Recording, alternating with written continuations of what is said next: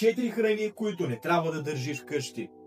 Номер 1. Колбаси. Това са всички видове кремвирши, наденици и луканки. Съдържат много сол, мазнини и консерванти и отделно са класифицирани от Световната здравна организация като канцерогенни.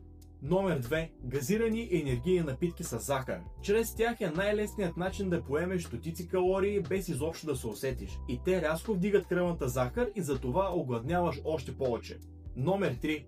Всички видове чипсове. Те нямат никаква хранителна стойност, но съдържат много калории и с тях се преяжда най-лесно. Също така те са основните причинители на масовото затлъстяване при децата. Номер 4. Последни, но най-желани – сладкишите. Те са източник на трите най-опасни съставки, а именно рафинирана захар, трансмазнини и рафинирано брашно.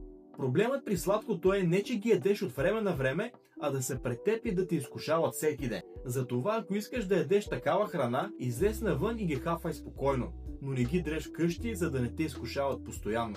Последвай ме за още полезна информация.